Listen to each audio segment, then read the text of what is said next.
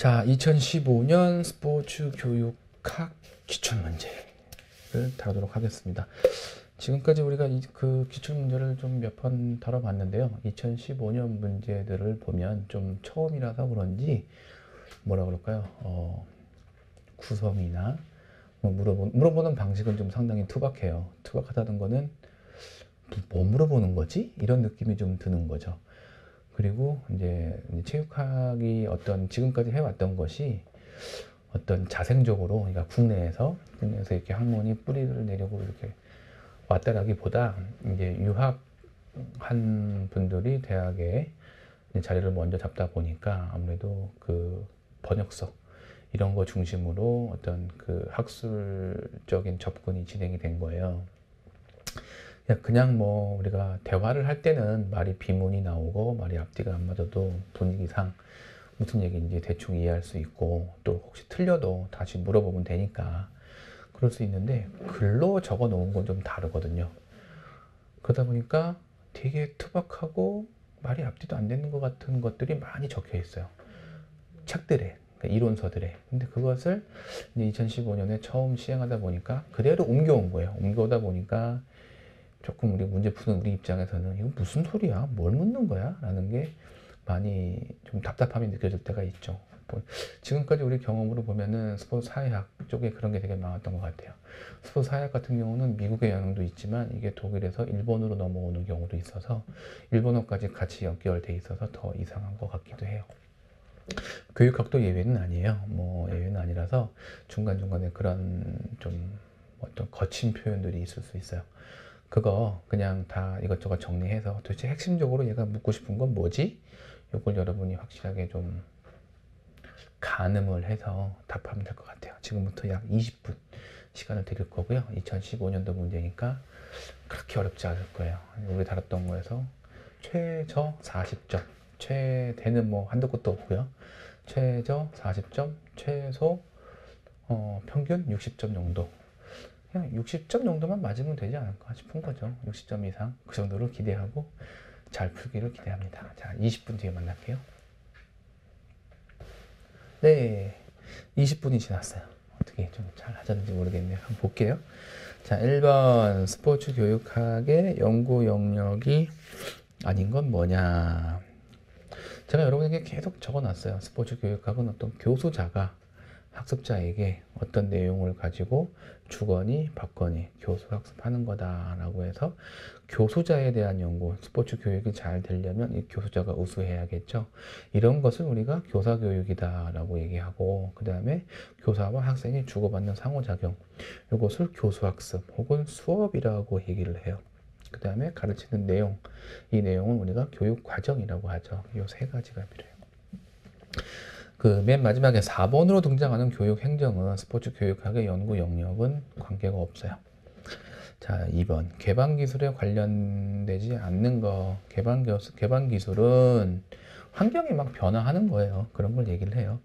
탁구 스매싱은 내 팔의 스트로크, 그 다음에 뭐 라켓의 각도, 라켓 스피드, 그 다음에 공이 날아오는 튀겨오르는 어떤 회전력, 방향, 회전 속도, 이런 게 영향받죠. 그 다음에 외부적으로 그 실내 공간에 뭐 바람이 있나 없나, 혹은 뭐 온도, 이런 게 영향을 받죠. 스매싱 그런 거고요.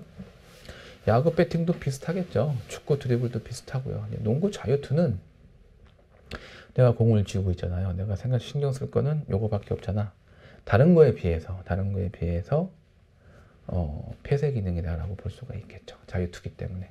근데 만약에 농구에서 패스를 받아, 드리블을 내가 하다가 누구한테 패스를 줬어, 혹은 저 친구가 드리블 치다가 나한테 패스를 해줬어, 그럼 이걸 내가 받는 거야. 이거는 마찬가지로 개방 기술이 되겠어요. 3번 스포츠 교육학이 추구하는 가치 영역, 이건 다른 말로 교육 목표 영역을 얘기하고 있어요. 그래서 인지정의 심동이라고 얘기를 했죠. 인지정의 심동이면서 이 부분들이 적절하게 혹은 조화를 이룬 것, 이거 우리가 뭐라고 얘기하냐면 전인이다 라고 이야기한다고 했어요. 평가적 영역은 목표 영역은 아니에요. 오히려 평가는, 이건 없는 말이야. 없는 말을 만든 거예요. 근데 좀 잘 만든 것 같아요. 왜냐하면 평가가 다른 말로 하면 목표 달성도라고 얘기할 수 있잖아요. 그런 의미에서 좀 의미가 있게 만든 것 같아요. 자, 4번. 스포츠 교육학의 실천 영역은 누누이 강조한 게 학교 체육이다, 생활 체육이다, 전문 체육이다 이런 게 있다고 했죠. 전인 체육 이것도 만든 말이에요. 만든 말이고 없는 말이죠. 자, 학습 과제 발달의 내용 분석을 위한 세 가지 순서는 확대, 세련, 적용이다. 요거는 가번 요 순서예요. 그대로. 요거에 대한 얘기는 이미 교재에 있어요.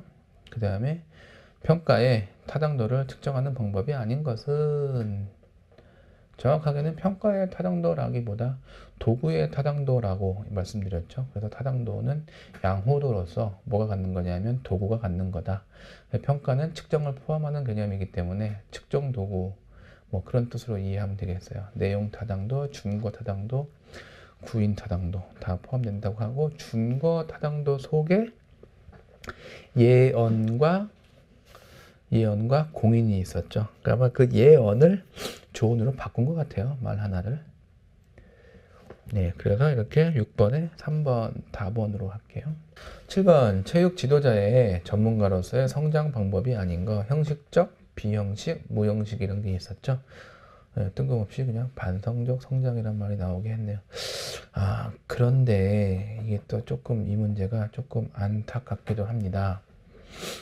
어떤 그 외적인 형식 방식으로서는, 그러니까 성장 방식으로서는 형식이나 무형식이나 비형식을 답으로 할 수 있지만 어떤 그 속내라고 그럴까요? 그러니까 형식적, 무형식적, 비형식적 성장을 할 텐데 그 성장의 절차라고 그럴까요? 그 내용이라고 그럴까? 그 부분은 반성적으로 성장을 하게 될 거예요. 뭐냐면 내가 자꾸 나 자신을 되돌아보면서 나 자신을 업그레이드 하려고 한다는 거거든요. 그런 걸 우리가 반성적 성장이라고 하는데 그런 부분이 조금 안타깝긴 하네요. 8번. 지도자가요, 학습자의 과제 수행을 관찰해야 하는 이유 중 가장 기본적인 거 1번 학습자가 과제 수행에 참여하는지 안 하는지를 보기 위해서, 두 번째 과제 수행을 안전한지 여부를 하기 위해서, 과제 난이도가 학생에게 적합한지 여부를 보기 위해서, 피드백을 줘야 될 필요가 있는지를 알아보기 위해서. 와, 8번 좀 어려워 보여요. 왜냐하면 다 말이 되거든. 가나 다라가 다 과제 수행을 해야 돼. 과제 수행을 교사가 학습자의 과제 수행을 관찰해야 되는 이유가 다 맞아요. 다 맞는데 지금 뭐라고 단서가 붙어 있냐면 가장 기본적인 거라고 붙어 있거든요. 가장. 그럼 이 하나, 둘, 셋, 네 개 중에서 뭘로 볼 거냐는 거지. 뭘로. 여기서 안전이라는 걸 잡았으니 안전을 답으로 택해야 되지 않겠나 싶은 거예요. 다치면 안 되잖아요. 다치면 우리가 뭔가를 하면서 다치면 안 되니까 다치지 않기 위해서 이게 제일 중요하겠다라고 봅니다. 9번 교수학습의 어떤 그 교수학습 과정을 구성하는 요소가 아닌 것은 뭐냐? 계획, 실행, 평가 뭐 이런 거겠죠. 근데 전환은 뭔가가 바뀌는 거죠. 이거는 뜬금없이 등장한 거고요. 교수학습 과정, 교수학습 지도안 같은 경우는 도입, 전개, 정리 이런 걸로 나오고, 그 다음에 개진지, 발평해서 계획,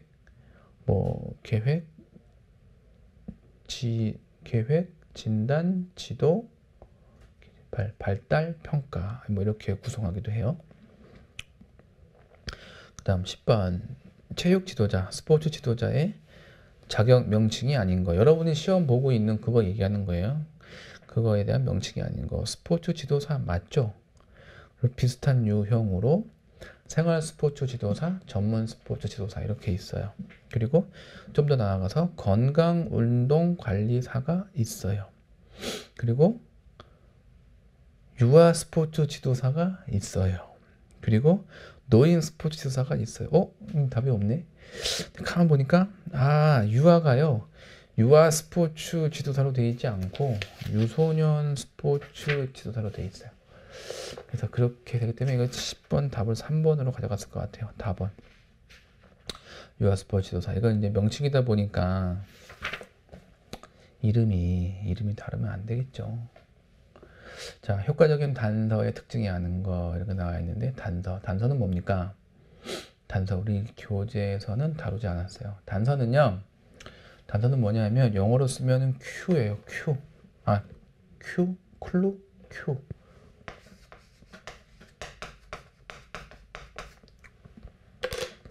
단서인데 뭐냐 하면 우리가 어떤 동작을 할 때 그 동작을 그 동작에 대한 이해를 쉽게 하기 위해서 붙는 짧은 말 이런 거예요. 여러분 이제 슬램덩크라고 하는 그 만화 혹은 애니메이션을 봤는지 모르겠는데 거기 등장하는 주인공이 있죠. 채치수라고. 채치수가 있고 강백호가 있고 채치수의 동생인가요? 최소연이 있잖아요. 근데 강백호가 풋내기 슛이라고 지칭하는 슛이 있어요. 그게 뭐였죠? 맞아요. 레이업 슛이죠. 레이업 슛. 레이업 슛은 어떻게 하는 거예요? 아래에서 올라서 이제 이렇게 하는 슛인데 이거를 강백호는 인정하지 않죠. 강백호가 인정하는 슛은 오로지 덩크슛이에요. 강백호는 덩크슛만 하려고 하죠. 근데 덩크슛을 넣을 수 있는 찬스가 쉽게 등장하지는 않으니까. 그래도 여러 가지 슛 기술을 가지고 있으면 득점 가능성이 더 높아지는 거죠. 상황에 맞는. 그러다 보니까 이제 특별 훈련을 하게 돼요. 이제 소연이가 강백호한테 뭔가요? 그 풋내기 슛을 잘할 수 있는 방법으로서 뭐라고 얘기하면서 마지막에 어떻게 하라고 얘기하죠. 이렇게 할 때 어떻게 하라고 뭐라고 얘기하나요? 기억하시는 분도 있을 수 있고요. 예. 두고 온다 혹은 뭐 놓고 온다 이런 얘기를 하죠. 덩크슛하고는 기본 개념이 다른 거예요. 덩크슛은 예를 들어서 뭐 꽂는다 이런 느낌이라고 한다면 레이업은 그 앞에다가 그냥 두고 온다는 느낌. 이렇게 두고 온다 네 글자로 레이업 슛을 완성하기 위한 핵심적인 단서를 제공했죠. 이렇게 얘기하는 거예요. 그래서 효율적인 단서, 효과적인 단서는 뭐냐 하면 첫 번째 간결해야 돼요. 두고 온다 네 글자로 끝나잖아. 그 다음에 구체적이죠. 두고 온다는 그 말 속에 다 포함되어 있죠. 연령에 맞는 용어, 거의 대부분 뭐 연령에 따라서 용어가 크게 다르진 않겠죠. 그 다음에 평가가 가능한 용어 표현, 이거는 관계가 없다는 거죠. 왜냐하면 단서는 평가를 위한 게 아니고 측정을 위한 게 아니고 그 동작을 이해하기 위한 거고 기억하기 위한 거기 때문에 그 목적이면 된다는 거예요. 그래서 라번 11번 단서에 대한 설명을 좀 더 길게 했는데요. 단서 때문에 그랬던 거예요. 12번 지도자가 수업을 계획할 때요. 고려해야 될 거. 수업 시간 고려해야 되죠. 학생들의 사회 경제적 지위, 수업 공간 및 기구, 참여 학생 수 이거 다 고려해야 될 건데요. 학생들의 사회 경제적 지위라고 한다면은 뭐라고 할까요? 이거 계층과 비슷한 거죠. 뭐 학생들이 급여를 얼마나 받는지, 뭐 부모가 되겠죠. 굳이 한다면 뭐 사회적으로 얼마나 높은 지위에 있는지 이거 뭐 굳이 알아야 될 필요가 있어요. 만약에 이것을 가지고 학생들이 쓰는 용어나 뭐가 달라진다고 하면 그때는 모르겠는데 보통의 경우는 굳이 다른 거에 비해서 수업 시간, 공간 배치, 공간 참여 학생 수 이런 거에 앞설 것 같지는 않아요. 이런 걸 먼저 고려하고 맨 마지막에 후반부에 고려한다가 된다면 뭐 그건 가능할 것 같아요. 그리고 이거에 따라서 학생들의 참여도나 뭐가 달라진다고 한다면 지금 이 상황에서는 고려 요인으로서는 하나, 둘, 셋, 네 개 중에서 거리가 멀다 라고 얘기할 수 있겠어요. 학습 난이도, 과제의 난이도를 조절하는 방법이 아닌 거. 남녀 학생의 구분은 바로 뭐로 이어지냐면 성차별로 이어지겠죠. 그래서 이렇게 할 거 아니고요. 운동 수행 조건 바꿀 수 있죠. 인원수 조절 바꿀 수 있죠. 예를 들어 축구를 11명이 하는 거, 13명이 하는 거, 3명이 하는 거 다르겠죠. 난이도가 조절될 거예요. 기구의 조정, 기구의 높낮이 뭐 이런 거 조절할 수 있겠죠. 운동 수행 조건, 예를 들어 뭐 이어달리기를 하는데 2인 3각으로 한다. 조건이 바뀌는 거죠. 더 어려워지겠죠. 남녀 학생의 구분 이렇게 하지 않을 거예요. 14번 중학교에서 실시하고 있는 학교 스포츠 클럽 활동은 창의적 체험 활동 중 어떤 영역에 포함되는가? 1번 정규 교육과정 활동, 2번 동아리 활동, 3번 봉사 활동, 4번 진로 활동. 이 중에 동아리 활동에 포함되죠. 동아리 활동에 포함됩니다. 정규 교육 활동에 들어가는 건 뭐냐면 체육이라고 하는 시간을 의미해요. 15번 지도자가요, 교수자가 수업의 성공 여부를 판단할 때 가장 중요하게 생각하는 건 뭐냐? 학생들이 얼마나 즐겁게 수업에 참여했냐? 학생들이 수업 중 규칙을 얼마나 잘 준수했느냐? 학생들이 수업 중 얼마나 열심히 참여했느냐? 학생들의 수업 목표를 얼마나 달성했느냐? 이거 수업 성공 여부 판단하는 거 평가라고 얘기하면서 평가의 핵심은 목표 달성도라고 얘기했죠. 요거 라번이 되겠습니다. 가에 얼마나 즐겁게, 다에 얼마나 열심히, 이런 건 사실 비교하기가 되게 어려워요. 그래서 이런 부분은 좀 비슷한 얘기다. 가와 다는 비슷한 얘기이기 때문에 둘 다 답으로 가져가기 어려울 것 같다. 16번 넘어가겠습니다. 16번. 일반 학생을 대상으로 한 스포츠 프로그램을 운영할 때 적절하지 않은 지도자의 행동은 무엇이냐? 1번 움직임의 개념, 전략, 진술, 전술 이해 등 신체 활동에 적용할 수 있는 충분한 기회를 제공해야 된다. 이게 좀 말이 긴데 결국은 일반 학생을 대상으로 운영할 때 가번 움직임에 참여할 수 있는 기회를 많이 줘야 된다. 2번 다른 사람에 대한 존중과 협동의 중요성을 경험하게 한다. 4번 승리의 중요성에 대해서 지속성으로 강조한다.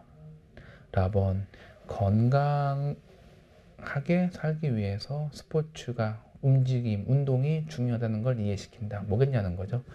그런데 여기에 단서가 붙어 있어요. 일반 학생이라고 하는 거. 다번에 가서 승리의 중요성에 대해서 굳이 계속 강조할 필요가 좀 없다, 혹은 좀 거리가 있지 않냐, 이런 얘기죠. 누구를 대상으로? 일반 학생. 일반 학생들이요, 굳이 승리를 할 필요가 있어요? 굳이 여기 승리를 한다면 누가 해야 될까요? 그렇죠. 일반 학생이라기보다 학생 선수라고 보는 게 편하겠죠. 학생 선수에게는 승리의 중요성은 계속 어느 정도 강조할 필요가 있어요. 어느 정도. 왜냐하면 늘 경기에 나가야 되고 경기에서는 이기는 것을 목적으로 하니까. 자, 17번. 다음 설명에 맞는 평가 방법은 무엇이냐라고 묻고 있네요. 네모 안에 들어있는 거는, 네모는 다른 말로 하면 지문이죠. 지문에 이런 특징들이 있대요. 미리 정해놓은 기준과 비교해서 학습자의 성취 수준을 평가한다. 그 다음에 개인이 얼마나 목표를 달성했는지 그 여부에 관심이 있다. 그리고 신뢰할 수 있는 기준을 설정하는 게 조금 어려움이 있다. 이런 특징을 갖는 게 뭐냐 이러는 거죠. 자, 미리 정해놓은 기준이 있으니까 이 기준에 비교해서 성취 수준을 평가하는 거 절대 평가가 되겠습니다. 그 다음에 나번에 상대평가, 형성평가, 총괄평가는 조금 이제 절대평가와는 다른 게 되겠죠. 자, 18번. 아래 지문이 설명하고 있는 수업 모형은 뭐냐는 거예요. 자, 학습자 스스로 학습 활동을 할 때 문제를 해결한다고 나와 있어요. 문제가 있다는 거는 교사가 질문을 했다는 거죠. 교사는 과제 수행 방법을 설명과 시범이 아닌 질문을 통해서 학습자 스스로 찾도록 한다. 스스로 찾도록 탐구와 관련된 거죠. 그래서 18번 탐구 수업 모형이 되겠습니다. 19번 스테이션 티칭으로 적절한 것은? 스테이션 티칭에 대한 설명으로 옳지 않은 거. 스테이션은 굳이 말하자면은 역이에요. 역 스테이션. 그런데 스테이션은 또 장소, 공간의 개념이에요. 여기서는 뭐 하고, 여기서는 뭐 하고, 여기서는 뭐 하고, 이런 식인 거예요. 그래서 돌아가는 걸 얘기하는 거죠. A 스테이션, B 스테이션, C 스테이션이 각기 다른 거 혹은 같은 거일 수도 있어요. 근데 같은 거면 굳이 나눠서 할 필요가 별로 없겠죠. 같은 거일 경우에는 과제당, 스테이션당 인원수를 줄이는 거 정도가 목적이 될 거예요. 이왕이면 다르면 더 좋겠죠. 이렇게 스테이션 티칭을 하는 거, 요거의 특징을 초절하지 않은 것, 과제 교수라고도 해요. 스테이션이기 때문에. 기구가 부족한 상황에서 기구가 부족한 수업 상황을 사용할 수가 있죠. 기구가 부족해. 그러니까 서로 다른 기구 세 종류를 A, B, C로 만들어낸 거예요. 지도자의 관점에서 볼 때 학생들 전체를 관찰하기는 다소 어려울 수 있어요. 왜냐하면 분산이 돼야 되니까 A, B, C 세 군데. 근데 교수학습 과정에서 지도자의 영향력을 극대화할 수는 없겠죠. 왜냐하면 스테이션이 하나, 둘, 셋으로 나눠지니까 교사는 세 스테이션에 분산된 영향력을 행사할 수 있을 거예요. A에다가 영향력을 행사하고 있으면 B하고 C는 이 영향력에서 제외가 되는 어떤 약해지는 이런 영향이 있기 때문에.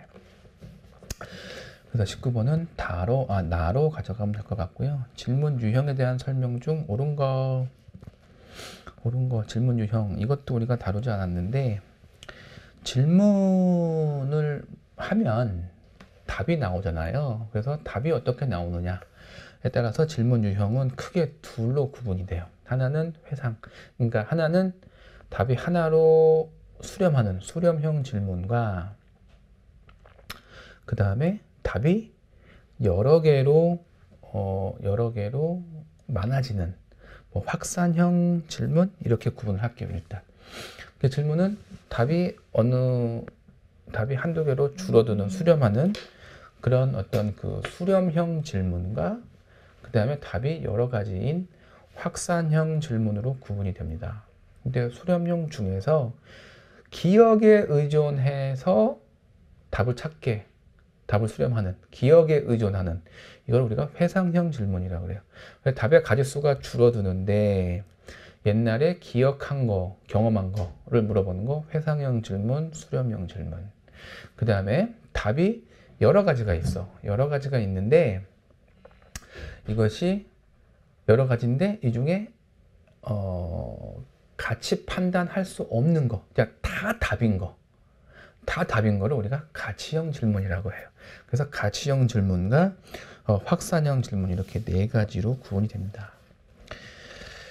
이걸로 연결지어 설명을 하자면, 자, 먼저 회상형 질문은 기억할 수 있는 거 맞겠죠. 그 답이 1번이에요. 2번.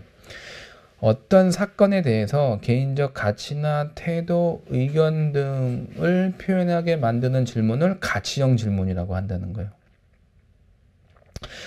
과거에 있었던 사건을 기억해내는 거, 이것도 회상형 질문이 되겠죠.